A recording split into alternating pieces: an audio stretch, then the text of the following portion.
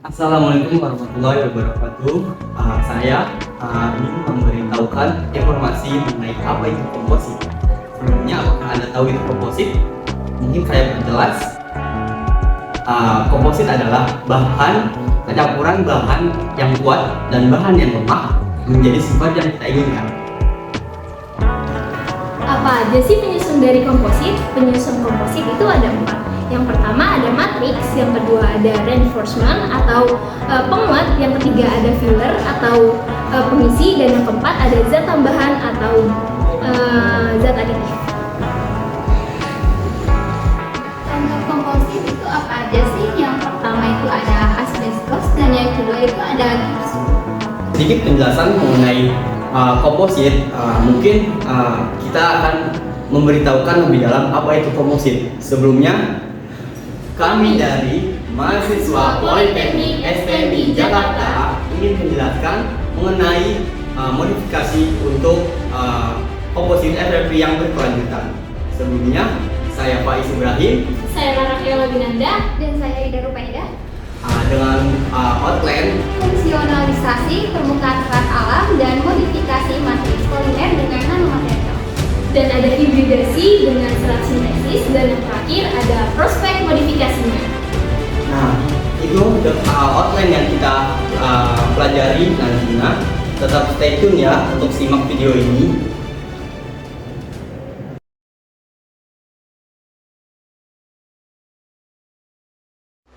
Sebelum kita masuki outline, mungkin kita beri sedikit pengantar untuk mengetahui apa aja sih jenis-jenis komposit gitu, berdasarkan penguatnya gitu.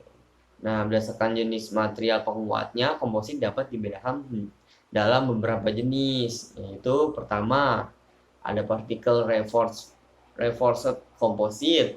Nah, itu bercirikan partikel penguatnya berukuran besar, seperti pada beton betulan. Yang kedua, ada fiber reinforced composite atau FRP nih.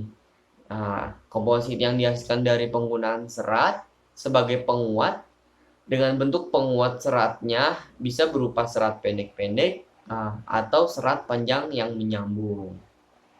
Dan yang ketiga, ada structural reinforced composite. Komposit yang bercirikan berpenguat dari rekayasa struktur yang tersusun seperti pada struktur sandwich komposit untuk aplikasi pada ketahanan luntur. FRP adalah kepanjangan dari Fiber Reinforced Polymer, adalah material komposit yang terbuat dari polimer matriks dan diperkuat oleh serat. Nah, sifat-sifat komposit FRP ini bergantung pada proporsi sifat-sifat serat penyusun dan bahan matriks, orientasi serat melalui matriks, dan yang terakhir adalah metode pembuatannya.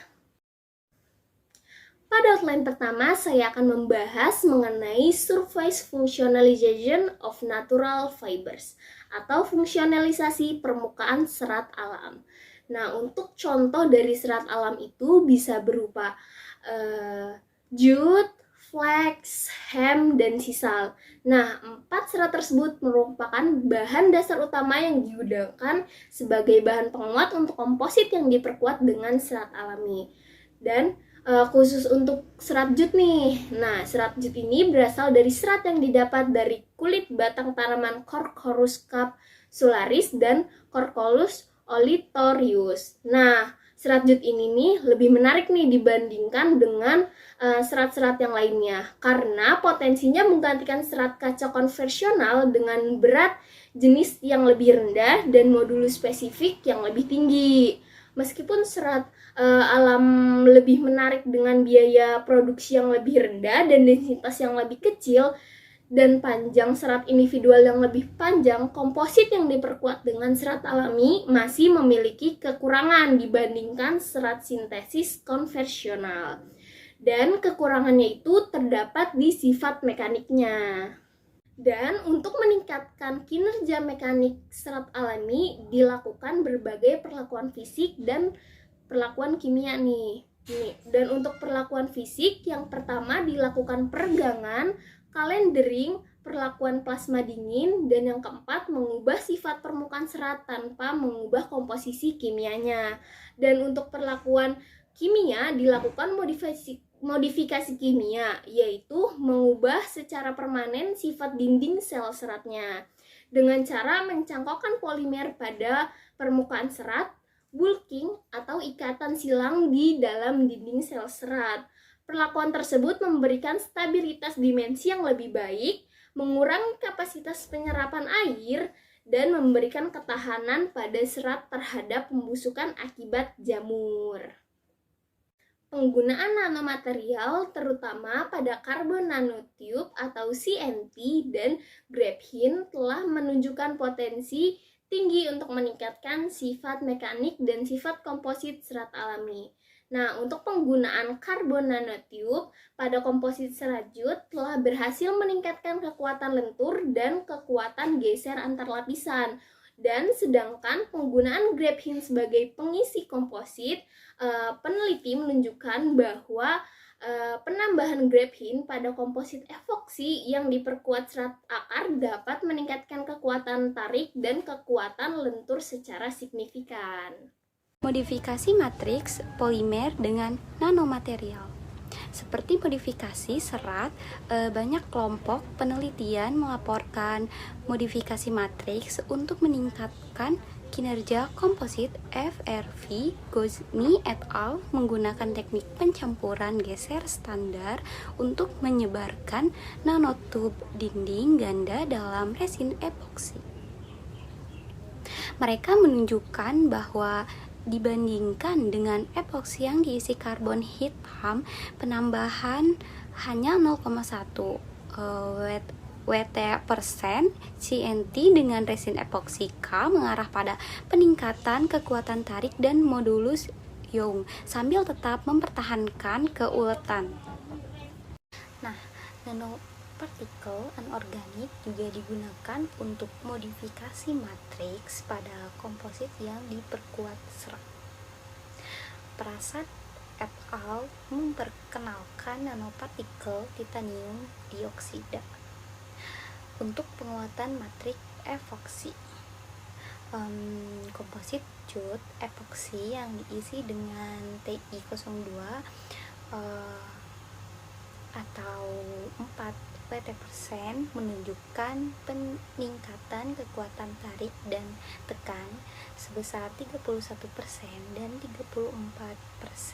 dibandingkan dengan komposit yang tidak diisi. Untuk hibridasi dengan serat sintetis, yang pertama, keterbatasan serat alam termasuk sifat mekanik yang kurang baik dan tingginya penyerapan air. Nah, terus yang kedua, komposit hibrida yang menggabungkan 2 atau lebih serat dalam satu matriks dianggap sebagai solusi untuk meningkatkan sifat komposit polimer yang diperkuat secara alami.